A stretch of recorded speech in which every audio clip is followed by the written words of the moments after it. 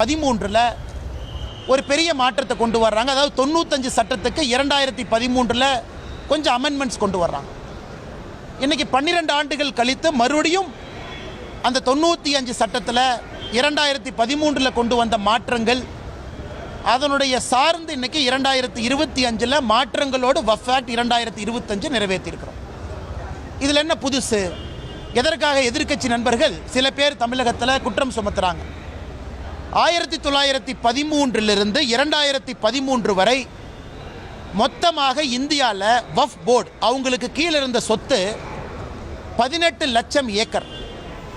1913 2013 வரை 18 லட்சம் ஏக்கர். 2013 2025 வரைக்கும் புதிதாக 21 லட்சம் ஏக்கர் ஆட் ஆயிருக்கு. அப்போ கணக்கு போட்டு பாருங்க.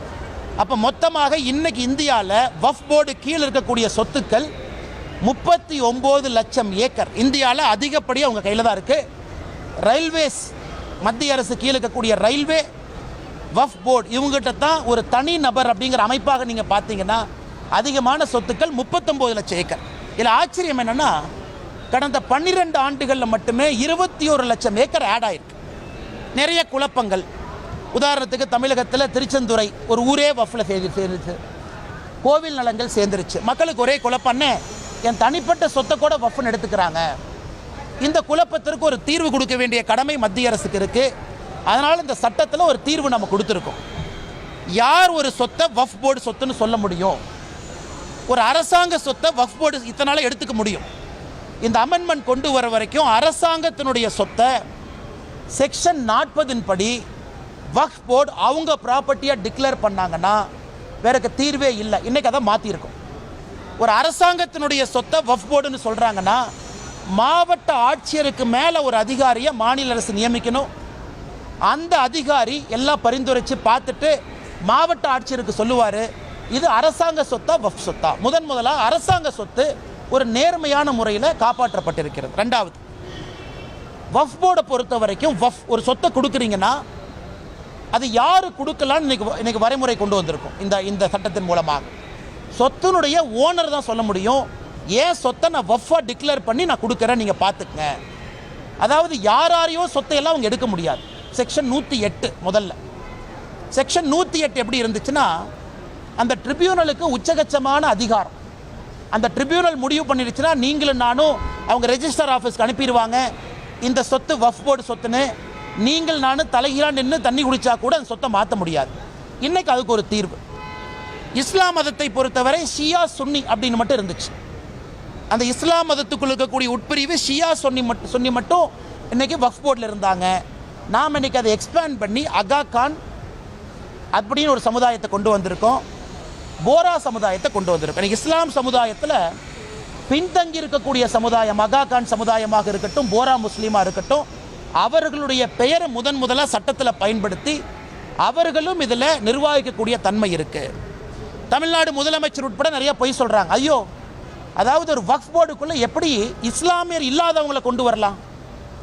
இந்தியாவை பொறுத்தவரை நாம் தெளிவாக இருக்கின்றோம். வக்ஃப் போர்டு என்பது இஸ்லாம் மதம் மட்டும் இருக்கக்கூடியவர்கள் வக்ஃப் போர்டு அல்ல. முட்டாவாளின்னு சொல்கிறோம். அதாவது அந்த வக்ஃபினுடைய சொத்தை நிர்வகிக்கக்கூடியவர் இஸ்லாமியராக இருக்கணும். அதில் எந்த மாற்று கருத்து இல்லை. ஆனால் அதை கண்காணிக்கக்கூடிய போர்டு ஸ்டேட் வக்ஃப் போர்டு, அதில் எல்லாம் இஸ்லாமியராக இருக்க வேண்டிய அவசியம் இல்லை. காரணம், அது சேரிட்டிஸ் ஆக்ட் கீழே வருது. ஒரு சேரிட்டி கமிஷனர் எந்த மதமாக இருக்கலாம். அதே போல் வக்ஃப் போர்டை பொறுத்த வரைக்கும் இந்த சட்டத்தில் நான் இஸ்லாமியர்கள், இஸ்லாம் மதத்தை சாராதவங்க அட்வொகேட்டாக இருக்கிறாங்க, ஒரு சகோதரியாக இருக்கிறாங்க, ஒரு எக்ஸ்பர்ட்டாக இருக்கிறாங்க, ஒரு சுப்ரீம் கோர்ட் லாயராக இருக்கிறாங்க, சட்டத்தை பற்றி தெரியும், அவங்கெல்லாம் இன்றைக்கி வர முடியும். இதை வேண்டுமென்றே தமிழகத்தில் திமுக போன்ற சில கட்சிகள் ஐயோ இஸ்லாம் மதத்தை சாராதவங்கெல்லாம் கொண்டு வர்றாங்க. அது கிடையாதுங்க. அதே போல் சென்ட்ரல் வக்ஃப் கவுன்சில் அவங்க வேலை மாநிலத்தில் இருக்கக்கூடிய வக்ஃப் போர்டை மேனேஜ் பண்ணுறது.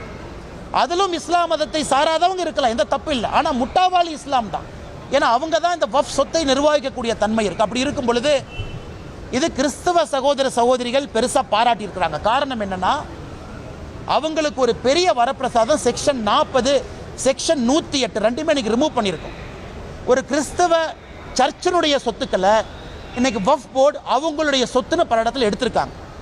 அப்போ அந்த கிறிஸ்தவ மதத்தை சார்ந்தவங்க எங்கேயுமே போய் திரும்ப வாங்க முடியாது. காரணம் ட்ரிபியூனல் அப்பீல் போக முடியாது. இன்னைக்கு அந்த செக்ஷன் 40 செக்ஷன் 108 தூக்கியிருக்கோம். அதனால் எல்லா விதமான சகோதரர்கள், குறிப்பாக இஸ்லாமில் இருக்கக்கூடிய பெண்களுக்கு இன்னைக்கு நம்ம முதலாக சொல்லியிருக்கோம், பெண்களை சார்ந்த என்ஜிஓ அவங்களுக்கு நிதி உதவி, மைக்ரோ ஃபினான்ஸ் இதெல்லாம் செய்யணும். இதெல்லாம் அந்த வக்ஃப் சட்டத்தில் வந்திருக்கக்கூடிய திருத்தம்.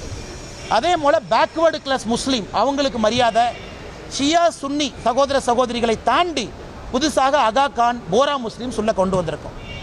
அப்படி இருக்கும் பொழுது ரொம்ப ஏற்புடையதாக எல்லா மக்களும் ஏற்றுக்கொண்ட, யாருக்கும் எதிராக இல்லாத ஒரு சட்ட திருத்தத்தை லோக்சபாவில் ராஜ்யசபாவில் கொண்டு வந்து இந்திய மக்களுக்கு நாங்கள் சமர்ப்பித்திருக்கின்றோம்.